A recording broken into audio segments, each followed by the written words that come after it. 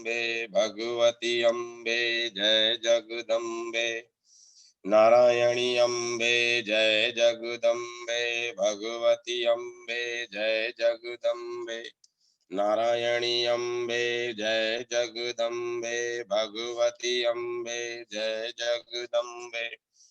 नारायणी अम्बे जय जगदम्बे भगवती अम्बे जय जगदम्बे। नारायणी अम्बे जय जगदम्बे भगवती अम्बे जय जगदम्बे। नारायणी अम्बे जय जगदम्बे भगवती अम्बे जय जगदम्बे। नारायणी अम्बे जय जगदम्बे। ओम श्री दुर्गाय नमः। श्री दुर्गा अष्टोत्तर शतनाम स्तोत्रम। शंकर जी पार्वती जी से कहते हैं, कमला ने अब मैं अष्टोत्तर शतनाम का वर्णन करता हूँ, सुनो। जिसके प्रसाद पाठ या श्रवण मात्र से परम साध्वी भगवती दुर्गा प्रसन्न हो जाती हैं। ओम सती साध्वी भवप्रीता भगवान शिव पर प्रीति रखने वाली भवानी भवमोचनी संसार बंधन से मुक्त करने वाली आर्या दुर्गा जया आघा त्रिनेत्रा शूल धारणी पिनाक धारणी चित्रा चंड घंटा प्रचंड स्वर से घंटा नाद करने वाली महातपा भारी तपस्या करने वाली मना मनन शक्ति बुद्धि बोध शक्ति अहंकारा अहंता का आश्रय चित्रूपा चिता चित्ती चेतना सर्व मंत्रमयी सत्ता सत्स्वरूपा सत्य स्वरूपिणी अनंता जिनके स्वरूप का कहीं अंत नहीं है। भाविनी सबको उत्पन्न करने वाली भाव्या भावना एवं ध्यान करने योग्य भव्या कल्याण रूपा अभव्या जिससे बढ़कर भव्य कहीं है नहीं। सदा गति शांभवी शिवप्रिया देव माता चिंता रत्न प्रिया सर्व विद्या दक्ष कन्या दक्ष यज्ञ विनाशिनी अपर्णा तपस्या के समय पत्ते को भी न रखने वाली अनेक वर्णा अनेक रंगों वाली पाटला लाल रंग वाली पाटलावती गुलाब के फूल या लाल फूल धारण करने वाली पाटंबर परिधाना रेशमी वस्त्र पहनने वाली कल मंजिर रंजनी मधुर ध्वनि करने वाले मंजिर को धारण करके प्रसन्न रहने वाली अमय विक्रमा असीम पराक्रम वाली क्रूरा दैत्यों के प्रति कठोर सुंदरी सुर सुंदरी वन दुर्गा मातंगी मतंग मुनि पूजिता ब्राह्मी महेश्वरी ऐन्द्रिय कुमारी वैष्णवी चामुंडा वराही लक्ष्मी पुरुषाकृति विमला उत्कर्षणी ज्ञाना क्रिया नित्या बुद्धिदा बहुला बहुल प्रेमा सर्व वाहन वाहना निशुंभ शुंभ हननी महिषासुरमर्दिनी मधु केटव हंत्री चंड मुंड विनाशिनी सर्वासुर विनाशना सर्व दानव घातनी सर्व शास्त्रमयी सत्या सर्व शास्त्र धारणी अनेक शस्त्र हस्ता अनेक शस्त्र धारणी कुमारी एक कन्या केशोरी युवती यति अप्रोणा प्रोणा वृद्ध माता बलप्रदा महोदरी मुक्त केशी घोर रूपा महाबला अग्निज्वाला रौद्रमुखी काल रात्रि तपस्विनी नारायणी भद्रकाली विष्णु माया जलोधरी शिवदूती कराली अनंता विनाश रहिता परमेश्वरी कात्यायनी सावित्री प्रत्यक्षा ब्रह्मवादिनी देवी पार्वती जो प्रतिदिन दुर्गा के इस अष्टोत्तर शतनाम का पाठ करता है उसके तीनों लोकों में कुछ भी असाध्य नहीं है। वह धन धान्य पुत्र स्त्री घोड़ा हाथी धर्म आदि 4 पुरुषार्थ तथा अंत में सनातन मुक्ति भी प्राप्त कर लेता है।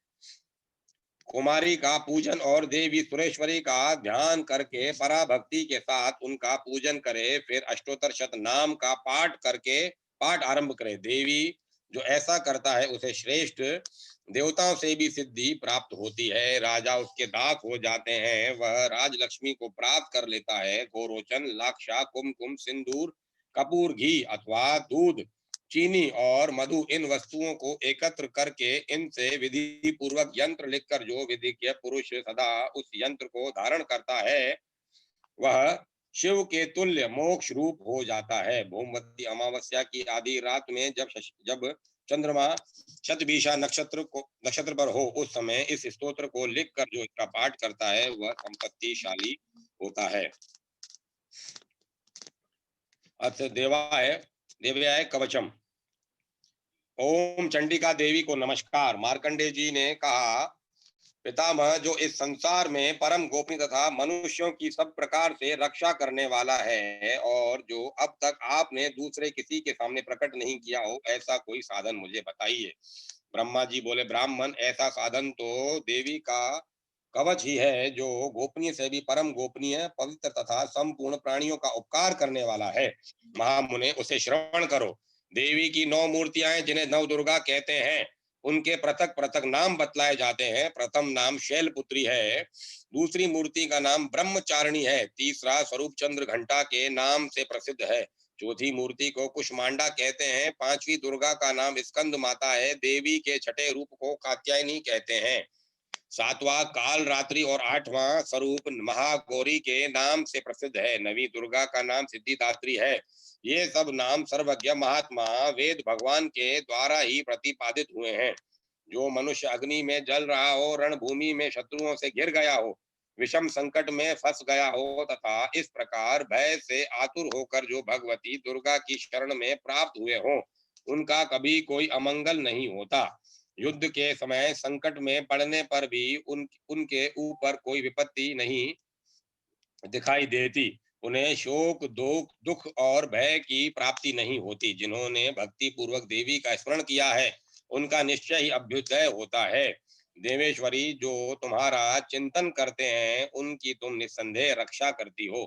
चामुंडा देवी प्रेत पर आरूढ़ होती हैं, वराही भैंसे पर सवारी करती है, ऐन्द्रेय का वाहन ऐरावत हाथी है, वैष्णवी देवी गरुड़ पर ही आसन जमाती हैं, माहेश्वरी वृषभ पर आरूढ़ होती हैं, कुमारी का वाहन मयूर है, भगवान विष्णु की प्रियतमा लक्ष्मी देवी कमल के आसन पर विराजमान है और हाथों में कमल धारण किए हुए हैं। वृषभ पर अरुण ईश्वरी देवी ने श्वेत रूप धारण कर रखा है, ब्राह्मी देवी हंस पर बैठी हुई है और सब प्रकार के आभूषणों से विभूषित हैं।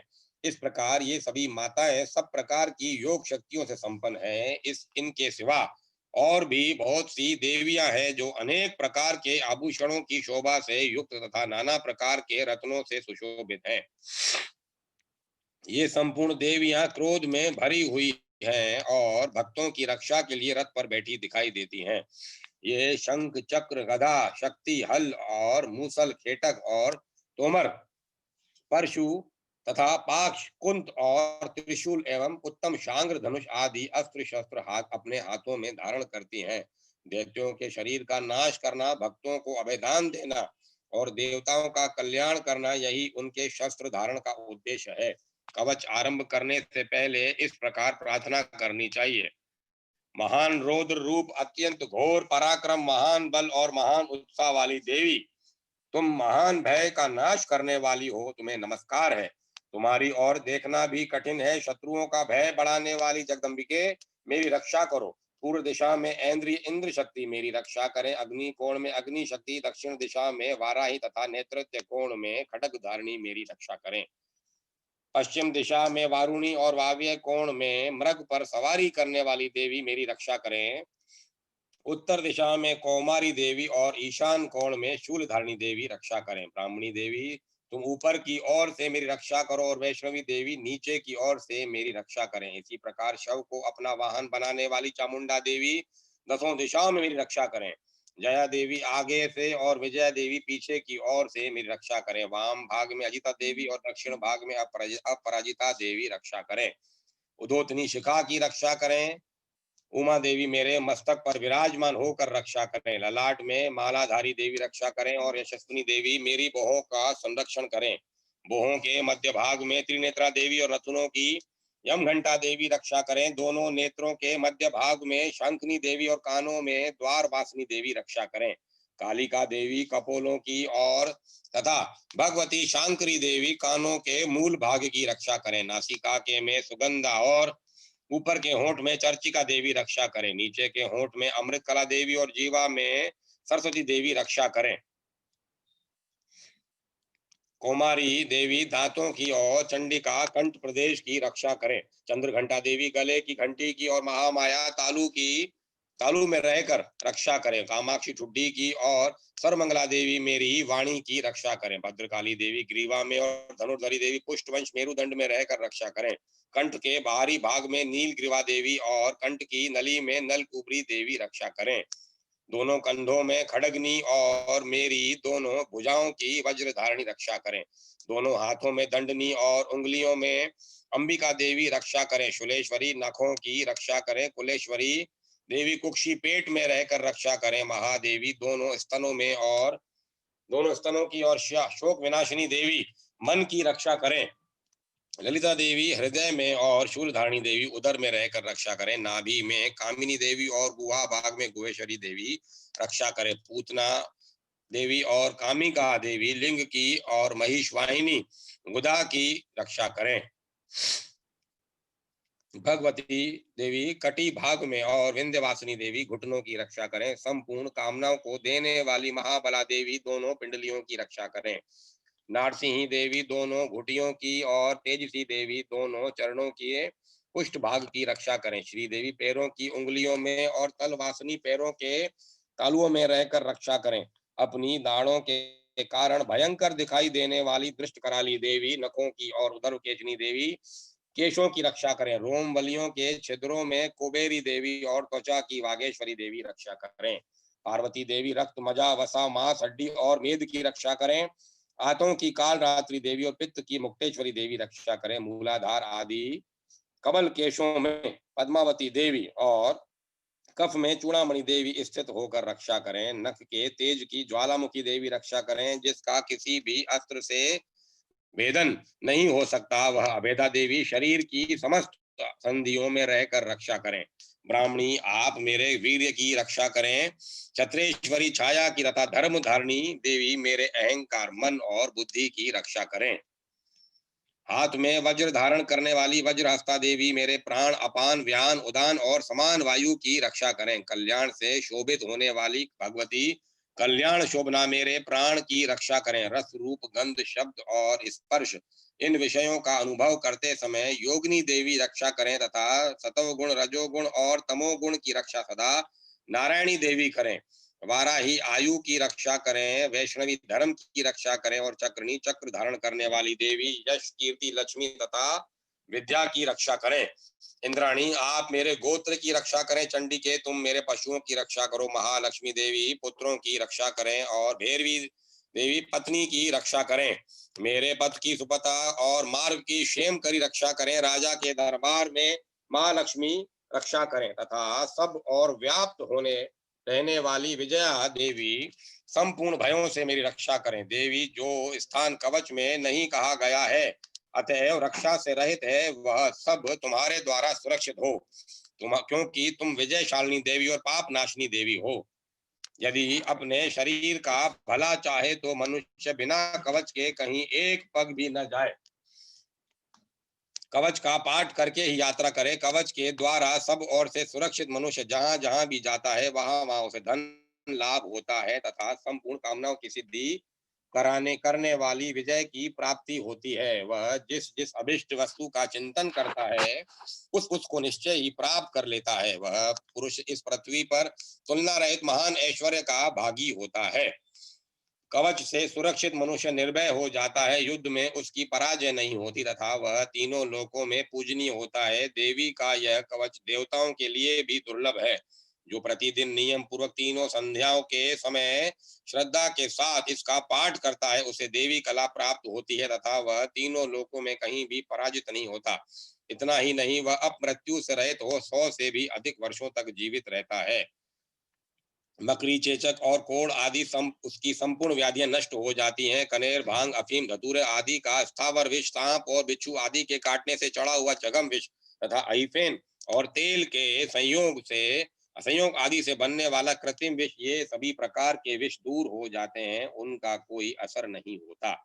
इस पृथ्वी पर मारण मोहन आदि जितने अभिचारिक प्रयोग होते हैं तथा इस प्रकार के जितने मंत्र यंत्र होते हैं वे सब इस कवच को हृदय में धारण कर लेने पर उस मनुष्य को देखते ही नष्ट हो जाते हैं। ये ही नहीं, पृथ्वी पर विचरने वाले ग्राम देवता आकाशचारी देव विशेष जल के संबंध से प्रकट होने वाले गण उपदेश मात्र से सिद्ध होने वाले निम्न कोटि के देवता अपने जन्म के साथ प्रकट होने वाले देवता कुल देवता माला कंठमाला आदि डाकनी शाकनी अंतरिक्ष में विचरने वाली अत्यंत बलवती भयानक डाकनिया ग्रह भूत पिशाच यक्ष गंधर्व राक्षस ब्रह्म राक्षस बेताल कुष्मांड और भैरव आदि अनिष्ट कारक देवता भी हृदय में कवच धारण किए रहने पर उस मनुष्य को देखते ही भाग जाते हैं। कवचधारी पुरुष को राजा से सम्मान वृद्धि प्राप्त होती है। यह कवच मनुष्य के तेज की वृद्धि करने वाला और उत्तम है। कवच का पाठ करने वाला मनुष्य अपनी कीर्ति से विभूषित भूतल पर अपने सुयश के साथ साथ वृद्धि को प्राप्त होता है। जो पहले कवच का पाठ करके उसके बाद सप्तशती चंडी का पाठ करता है, उसकी जब तक वन पर्वत और कारणों सहित यह पृथ्वी टिकी रहती है, तब तक यहाँ पुत्र पौत्र आदि संतान परंपरा बनी रहती है। फिर देह का अंत होने पर वह पुरुष भगवती महामाया के प्रसाद से उस नित्य परम पद को प्राप्त होता है, जो देवताओं के लिए भी दुर्लभ है। वह सुंदर दिव्य रूप धारण करता है और कल्याण में शिव के साथ आनंद का भागी होता है।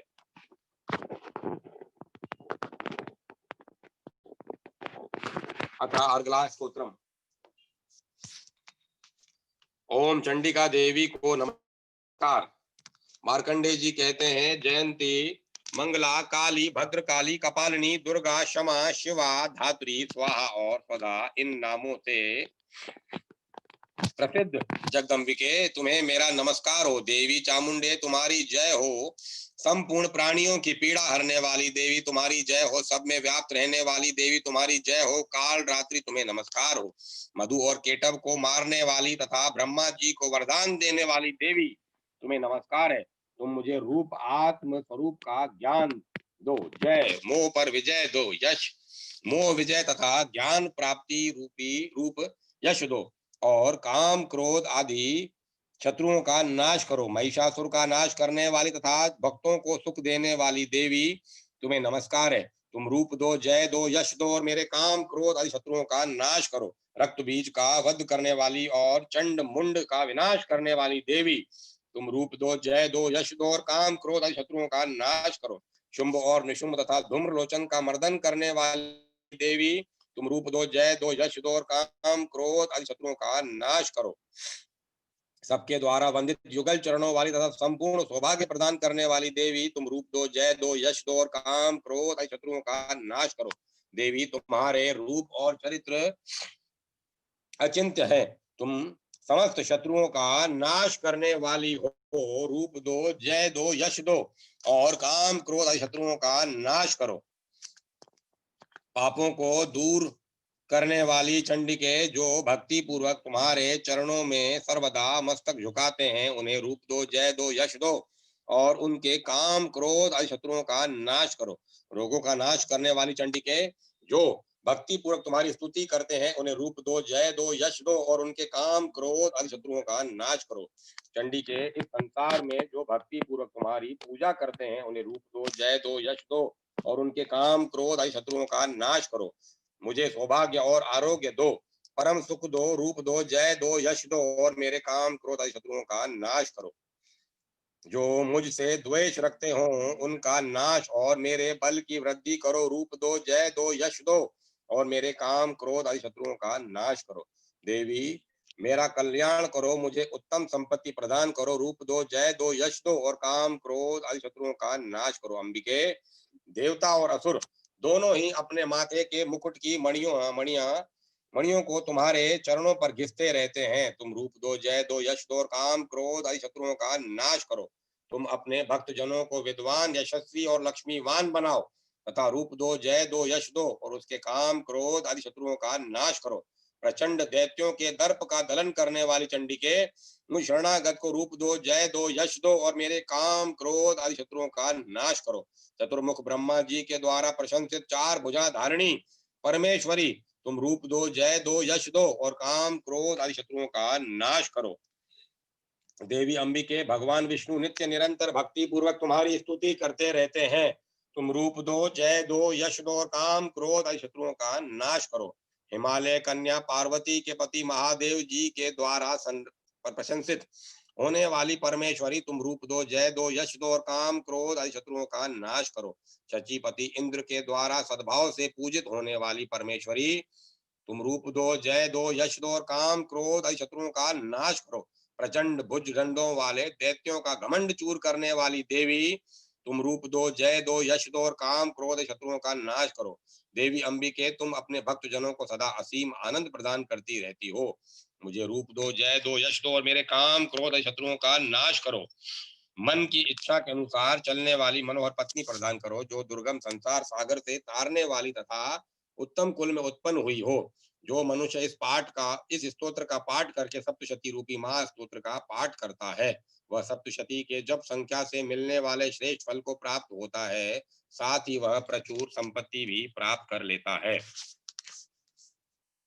ओम ऐं ह्रीं क्लीं चामुंडाय विच्चे। ओम ऐं ह्रीं क्लीं चामुंडाय विच्चे।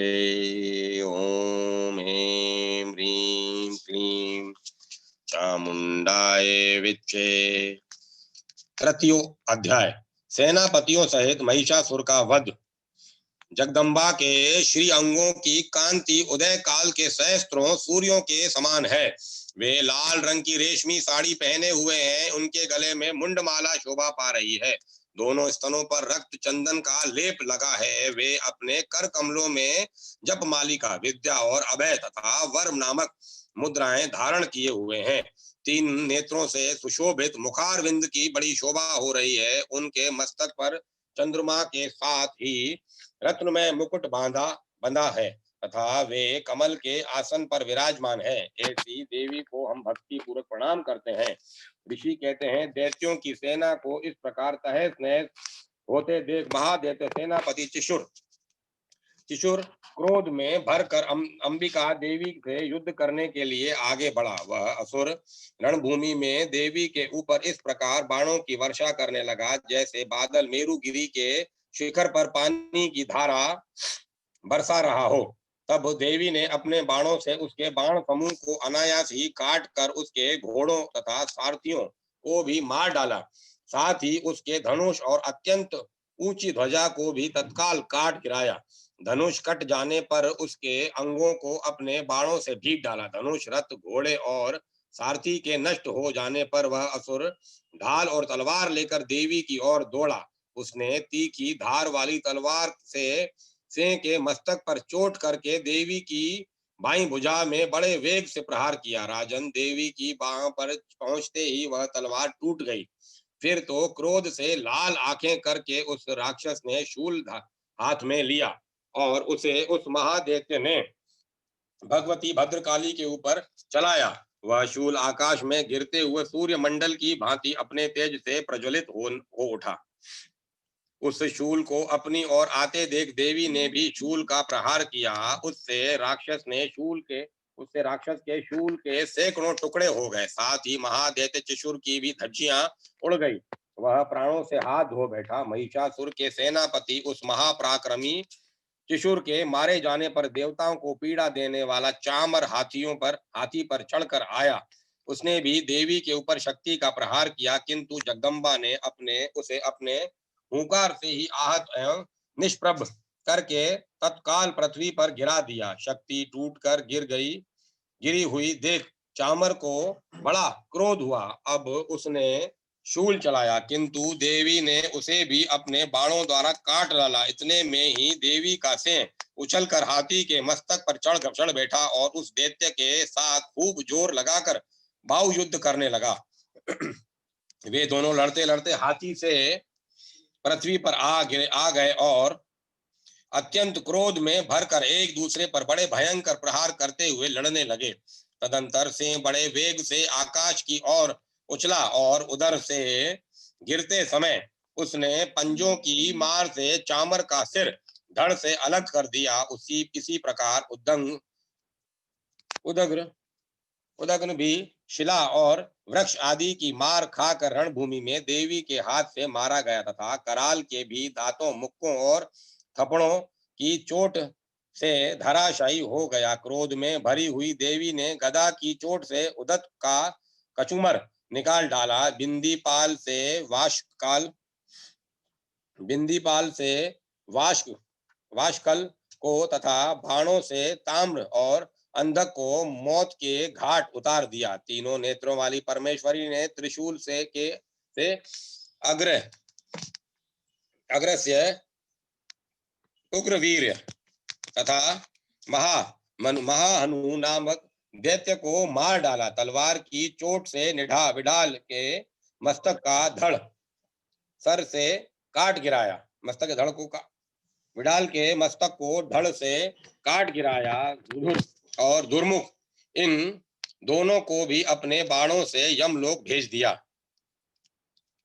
इस प्रकार अपनी सेना का संहार होता देख महिषासुर ने भैंसे का रूप धारण करके देवी के गणों को त्रास देना आरंभ किया। किन्हीं को थुथनों से मार कर, किन्हीं के ऊपर खुरों का प्रहार करके, किन्हीं को पूंछ से चोट पहुंचाकर, कुछ को सींगों से विदीर्ण करके, कुछ गणों को वेग से, किन्हीं को सेनाद से, कुछ को चक्कर देकर और कितनों को निश्वास वायु के झोंके से धराशायी कर दिया। इस प्रकार गणों की सेना को गिराकर वह असुर महादेवी के सिंह को मारने के लिए झपटा। इससे जगदम्बा को बड़ा क्रोध हुआ। उधर महापराक्रमी महिषासुर भी क्रोध में भरकर धरती को खुरों से खोदने लगा तथा अपने सिंगों से ऊंचे ऊंचे पर्वतों को उठाकर फेंकने और गरजने लगा। अपने वेग से चक्कर देने के कारण पृथ्वी शुद्ध होकर फटने लगी। उसकी पूंछ से टकराकर समुद्र सब ओर से धरती को डुबोने लगा। हिलते हुए सिंगों के आघात से विदीर्ण होकर बादलों के टुकड़े टुकड़े हो गए। उसके श्वास श्वास की प्रचंड वायु के वेग से उड़े हुए सैकड़ों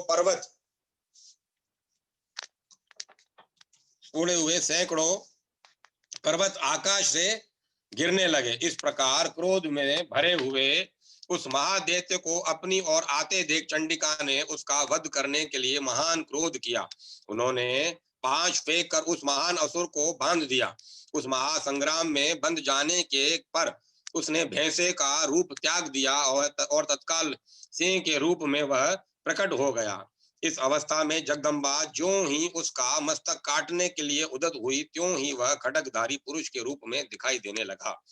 तब देवी ने तुरंत ही बाणों की वर्षा करके ढाल और तलवार के साथ उस पुरुष को भी बींद डाला। इतने में ही वह महान गजराज के रूप में परिणित हो गया तथा अपनी सूंड से देवी के विशाल सिंह को खींचकर और गरजने लगा। खींचते समय देवी ने तलवार से उसकी सूंड काट डाली। तब उस महादैत्य ने पुनः भैंसे का शरीर धारण कर लिया और पहले की भांति चराचर प्राणियों सहित तीनों लोगों को व्याकुल करने लगा। तब क्रोध में भरी हुई जगन माता चंडिका बारंबार उत्तम मधु का पान करने और लाल आंखें करके हंसने लगी। उधर वह बल और पराक्रम के मद से उन्मत्त हुआ राक्षस गरजने लगा और अपने सिंगों से चंडी के ऊपर पर्वतों को फेंकने लगा। उस समय देवी अपने बाणों के समूह से उसके फेंके हुए पर्वतों को चूर्ण करती हुई बोली। बोलते समय उनका मुख मधु के मद से लाल हो रहा था और वाणी लड़खड़ा रही थी। देवी ने कहा, ओ मूढ़, मैं जब तक मधु पीती हूँ तब तक तू क्षण भर के लिए खूब गरज ले। मेरे हाथ से यहीं तेरी मृत्यु हो जाने पर सब शीघ्र ही देवता भी गरजना करेंगे। ऋषि कहते हैं, यूं कहकर देवी उछली और उस महादैत्य के ऊपर चढ़ गई। फिर अपने पैर से उसे दबाकर उन्होंने शूल से उसके कंठ में आघात किया। उनके पैर से दबे होने पर भी महिषासुर अपने मुख से दूसरे रूप में बाहर होने लगा। अभी आधे शरीर से ही वह बाहर निकलने पाया था कि देवी ने अपने प्रभाव से उसे रोक दिया। आधा निकला होने पर भी वह महादैत्य देवी से युद्ध करने लगा। तब देवी ने बहुत बड़ी तलवार से उसका मस्तक काट गिराया। फिर तो हाहाकार करती हुई दैत्यों की सारी सेना भाग गई और संपूर्ण देवता अत्यंत प्रसन्न हो गए। देवता ने दिव्य महर्षियों के साथ दुर्गा देवी का स्तवन किया। गंधर्वराज गाने लगे तथा अप्सराएं नृत्य करने लगी। इस प्रकार श्री मार्कंडेय पुराण के संवर्णिक मनवंतर की कथा के अंतर्गत देवी महात्म्य के महिषासुर वध नामक तीसरा अध्याय पूरा हुआ। ओम चंडिका देवी को नमस्कार। जय चामुंडा। जय महाकाली, जय भद्रकाली, जय माँ कपालिनी, जय कात्यायनी, जय माँ सरस्वती, जय माँ लक्ष्मी, जय माँ दुर्गा, जय माँ शाकंभरी, जय महागौरी, जय कात्यायनी, जय माँ आद्या शक्ति, जय माँ भगवती, जय माँ जगदम्बा, जय माँ बगलामुखी, जय माँ मनसा देवी, चंड, जय माँ चंडू चंडी देवी, जय माँ चामुंडा, जय हो जय हो जय हो। ओम चामुंडाय विच्चे, ओम ऐं ह्रीं क्लीं चामुंडाय विच्चे, ओम ऐं ह्रीं क्लीं विच्चे, सभी बोलिए। ओम ऐं ह्रीं क्लीं चामुंडाय विच्चे।